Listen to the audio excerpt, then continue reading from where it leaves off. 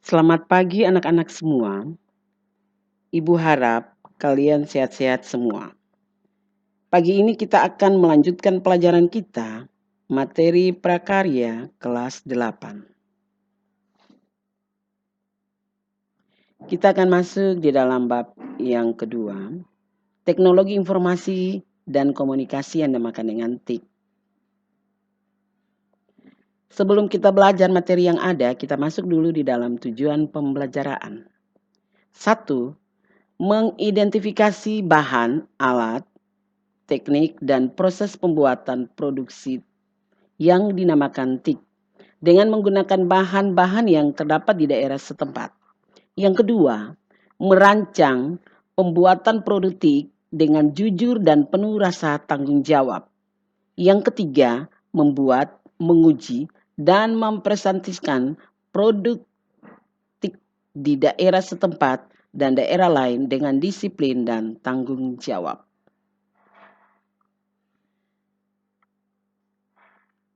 Kita masuk di dalam pelajaran yang pertama, A. Sejarah teknologi informasi dan komunikasi.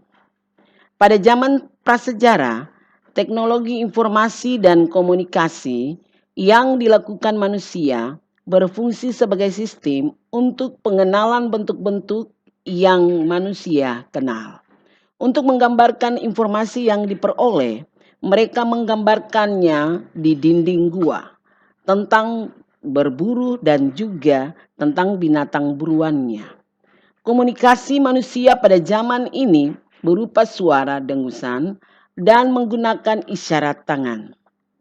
Pada zaman sejarah, mulai diciptakan dan digunakan alat-alat yang menghasilkan bunyi dan isyarat seperti gendang, trompet yang terbuat dari tanduk binatang, dan isyarat asap sebagai alat pemberi tanda peringatan terhadap adanya bahaya.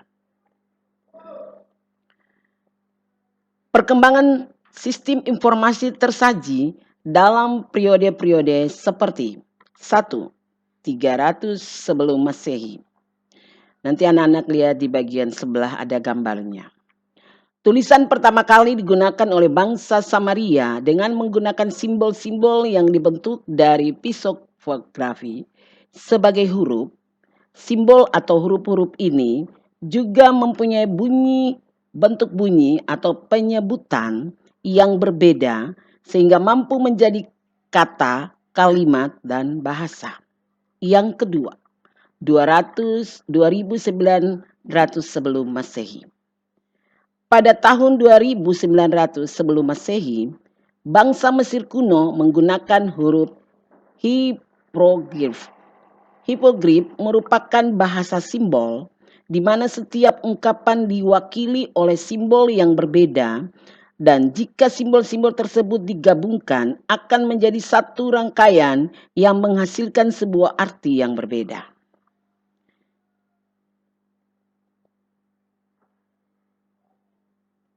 Yang ketiga, 500 sebelum Masehi. Manusia sudah mengenal cara membuat serat dari pohon papirus yang tumbuh di Sungai Nil yang dapat digunakan sebagai kertas. Sehingga kertas dari pohon itu dapat menjadi media untuk menulis atau media menyampaikan informasi yang lebih kuat dan fleksibel. Nanti anak-anak lihat di gambar bagian sebelah, di situ ada pohon papirus. Dan yang kedua, di situ sudah jadi kertas pohon papirus. Dan yang ketiga sudah bisa ditulis naskah dari papirus. Yang keempat, 105 Masehi. Pada masa ini, bangsa Cina berhasil menemukan kertas. Kertas yang ditemukan adalah kertas yang kita kenal sekarang. Kertas ini terbuat dari serat bambu yang dihaluskan, disaring, dicuci, kemudian diratakan dan dikeringkan. Nanti lihat di bagian gambar sebelah ada pohon bambu dan kertasnya. B. Media pengantar komunikasi. Seiring dengan kemajuan bidang ilmu pengetahuan dan teknologi, perkembangan komunikasi dan informasi sangat berjalan begitu cepat. Semenjak ditemukannya alat komunikasi, alat komunikasi terus mengalami perkembangan. Berdasarkan rentang waktunya, media komunikasi dibedakan menjadi alat komunikasi masa lalu atau kuno dan alat komunikasi modern. Yang pertama, kalian lihat di situ nanti, media komunikasi kuno. Komunikasi adalah penyampaian pesan atau informasi oleh seseorang kepada orang lain atau pihak lain secara langsung atau lisan maupun tidak langsung menggunakan alat atau media komunikasi. Beberapa alat komunikasi tradisional pada masa kuno sebagai berikut. A. Kentongan. Nanti kalian lihat di gambar bagian sebelah ada kentongan yang begitu besar. Dan ada juga kentongan yang kecil. Alat ini sudah ada sejak zaman Kerajaan Demak, Surakarta, Goa, Talo, dan Yogyakarta.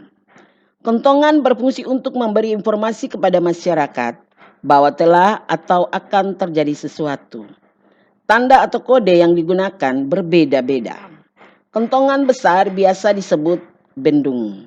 Di Indonesia, sebuah bendung biasa dibunyikan untuk pemberitahuan mengenai waktu sholat atau sembahyang. B. Daun lontar. Nanti kalian lihat di bagian sebelah itu ada gambar daun lontar. Kegiatan surat menyurat di Indonesia telah dimulai sejak zaman Kerajaan Kutai, Tarumanegara, Majapahit, Sriwijaya, dan Mataram. Pada waktu itu, surat menyurat hanya terbatas antar kerajaan. Media yang digunakan untuk menulis surat adalah daun lontar. Selain itu, ada juga yang menggunakan kayu, bambu, tulang binatang, rotan, dan lempengan batu yang dikenal dengan nama prasasti. C. Lonceng. Lonceng atau gerita adalah suatu peralatan sederhana yang digunakan untuk menciptakan bunyi. Bentuk lonceng biasanya menyerupai sebuah tabung dengan salah satu sisi yang terbuka dan bergema saat dipukul. Alat untuk memukul dapat berupa kayu atau besi. Lonceng pada umumnya dibuat dari logam. Lonceng juga banyak digunakan dalam peribadatan beberapa agama di dunia sebagai penanda waktu ibadah atau beberapa ritual. Selain itu, di beberapa sekolah menggunakan lonceng sebagai tanda pengganti jam pelajaran, jam istirahat, jam masuk kelas, dan juga untuk pengumuman. Nanti kalian lihat lonceng di sebelahnya. D. Burung merpati. Ada gambar burung merpati di bagian sebelah. Merpati pos adalah burung merpati yang dilatih untuk mengantarkan surat atau pesan. Merpati merupakan salah satu jenis burung yang cukup pintar, memiliki daya ingat yang kuat, kemampuan navigasi, dan memiliki naluri alamiah yang dapat kembali ke sarang meskipun sudah pergi dengan jarak yang jauh dan waktu yang lama. Merpati pos diberi makanan khusus berupa campuran kalium, karbonat, dan minyak ikan. Campuran tersebut berguna sebagai vitamin yang dapat membuat merpati menjadi kuat dan lebih mudah dilatih. E. Prasasti. Nanti gambar ada di bagian sebelah. Prasasti adalah piagam atau dokumen yang ditulis pada bahan yang keras dan tahan lama. Dalam pengertian modern di Indonesia, prasasti sering dikaitkan dengan tulisan di batu nisan atau di gedung, terutama pada saat peletakan batu pertama atau peresmian suatu proyek pembangunan. F. Trompet dari tanduk hewan. Ada gambar di bagian sebelahnya. Dahulu bunyi trompet digunakan sebagai alat komunikasi untuk menandai dimulai atau berakhirnya kegiatan-kegiatan tertentu. Trompet juga digunakan saat perang untuk menandai perintah dan pergerakan pasukan. G. Trompet keong. Trompet keong sejak dahulu telah dijadikan sebagian penada perkumpulan atau terjadinya suatu peristiwa agar dapat berkumpul. Hingga saat ini trompet keong masih digunakan dalam acara adat terutama di daerah pesisir. Nanti lihat gambar di sebelahnya. Bagian H. Asap. Asap ini biasa digunakan di Cina. Secara umum sinyal asap digunakan untuk mengirimkan berita sinyal bahaya. sebagian tanda darurat atau mengumpulkan orang banyak di suatu tempat. Alat komunikasi ini biasa digunakan untuk mengirimkan suatu pesan rahasia kepada teman ataupun lawan. Serat papius. Serat papius digunakan pada masa 500 sebelum Masehi di daerah Sungai Nil sebagai media menyampaikan informasi. Serat ini dibuat dari serat pohon papius. Nanti lihat di bagian sebelah ada tulisannya. Pictografi. Pictografi digunakan pada masa 3000 sebelum Masehi di Sumeria. Pictografi merupakan simbol-simbol yang apabila disusun bisa menjadi kata, kalimat, bahasa yang memiliki makna tertentu. Nanti lihat di bagian gambar sebelah. Yang kedua, media komunikasi modern. Jadi setelah kita sudah mempelajari komunikasi kuno, sekarang kita masuk dalam media komunikasi modern. Sejak perkembangan komunikasi tidak akan pernah bisa terlepas dari kemajuan teknologi dari dulu sampai sekarang. Sejak tahun 1960-an hingga sekarang, teknologi semakin berkembang sangat pesat. Beberapa contoh media komunikasi modern sebagai berikut. A. Surat kabar atau koran. Nanti kalian lihat di bagian sebelah ada koran-koran yang begitu banyak. Surat kabar dikenal pertama kalinya tahun 59 sebelum Masehi pada masa kekaisaran Romawi kuno. Pada tahun 1005, surat kabar pertama kalinya terbit dalam bentuk cetakan oleh John Carolus bertajuk Relation. Surat kabar adalah media cetak yang berisi berbagai informasi seperti sosial, budaya, hukum, politik, hiburan, dan teknologi.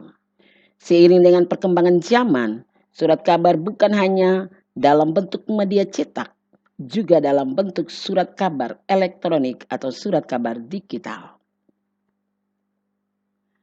B. Radio. Kalian lihat di bawah ada gambar radio di situ. Penemuan radio diawali dengan ditemukannya gelombang radio oleh Reinhold Hertz pada tahun 1887. Sekitar 10 tahun kemudian, Guglielmo Marconi membuat radio pertama, tepatnya pada tahun 1897. Radio berfungsi sebagai alat komunikasi yang hanya terdengar suara saja. Siaran radio menyampaikan informasi, berita, musik, dan diskusi yang hanya bisa didengar saja.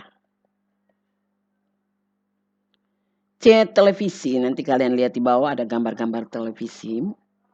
Televisi adalah sebuah alat penangkapan siaran bersuara dan bergambar. Televisi berasal dari dua kata Latin yaitu tele, artinya jauh, dan vision yang berarti tampak. Jadi, televisi berarti melihat jarak jauh. Televisi ditemukan pertama kali oleh Paul Nikon pada tahun 1883. Dengan adanya televisi, informasi dari seluruh dunia bisa diakses di mana saja dan kapan saja. Apalagi siaran televisi juga bisa dinikmati melalui internet. Televisi menghadirkan beragam informasi seperti edukasi atau pendidikan, hukum, politik, sosial, infotainment, dan hiburan. D. Faksimile.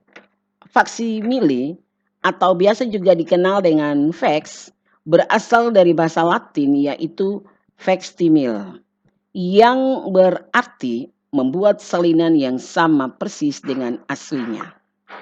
Mesin faksi adalah peralatan komunikasi yang digunakan untuk mengirim dokumen dengan menggunakan suatu perangkat yang mampu beroperasi melalui jaringan telepon dengan hasil yang sangat serupa dengan hasilnya. Nanti lihat gambarnya. Telepon. Di bagian sebelah ada gambar teleponnya. Telepon merupakan alat komunikasi yang dapat mengirim pembicara melalui listrik. Dengan telepon, manusia dapat berkomunikasi secara lisan dengan seseorang yang berbentang jarak sangat jauh. Telepon pertama kali ditemukan oleh Alexander Graham Bell pada tahun 1876. Handphone, nanti kalian lihat gambarnya di sebelah. Sejak 3 April 1973 telah dikenal handphone. Handphone biasanya juga disebut telepon genggam dan telepon seluler.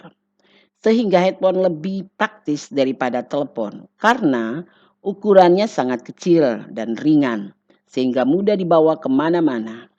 Dengan adanya penemuan handphone memungkinkan orang bisa berkomunikasi kapan saja dan di mana saja. G. Henry Telking. Henry Telking adalah alat komunikasi menggunakan sinyal frekuensi tertentu sebagai pancarannya untuk menghubungkan Henry Telking yang satu dengan yang lain. Alat ini bisa digunakan oleh satuan kepolisian, tentara, dan juga pihak satuan pengamanan atau satpam. Nanti lihat gambar di bagian sebelahnya. Bagian H, komputer atau laptop. Komputer adalah seperangkat alat elektronik yang digunakan untuk mengolah data secara cepat dan tepat sehingga menghasilkan informasi yang akurat. Komputer ditemukan oleh 3 orang penemu, yaitu Herman Holtzin, Howard Aikin, dan Charles Babbage.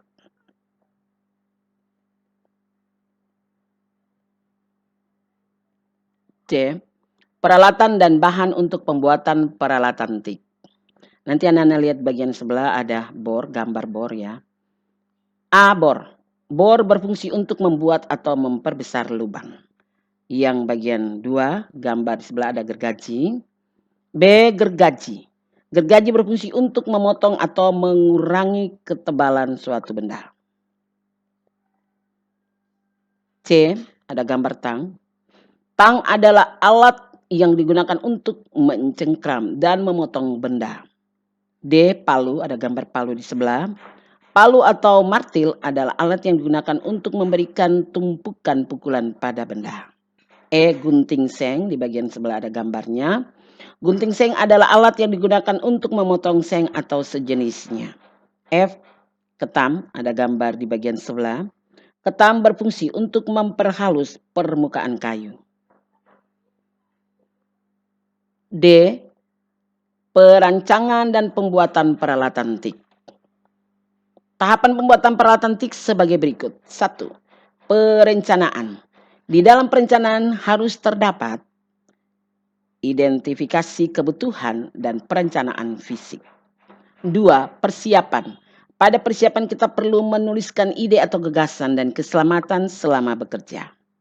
3. Peralatan dan bahan. Menuliskan alat-alat dan bahan-bahan yang diperlukan untuk membuat alatnya. Yang keempat, pelaksanaan. Menuliskan setiap langkah-langkah pembuatannya dengan sangat terperinci. Baik anak-anak, setelah kita menerima materi yang Ibu berikan, maka anak-anak harap diperhatikan ada latihan soal yang perlu anak-anak kerjakan di rumah dan kemudian dikumpulkan. Baik, 1. Jelaskan yang dimaksud dengan teknologi informasi dan komunikasi. Yang kedua, jelaskan hubungan teknologi informasi dan komunikasi yang berdasarkan perkembangan yang terjadi saat ini. Yang ketiga, tuliskanlah manfaat teknologi informasi dan komunikasi berdasarkan pengalamanmu menggunakan teknologi tersebut.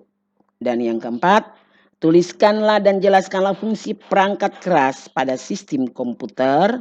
Yang kelima, soal yang terakhir adalah tuliskanlah produk teknologi informasi dan komunikasi yang ada di sekitar tempat tinggalmu.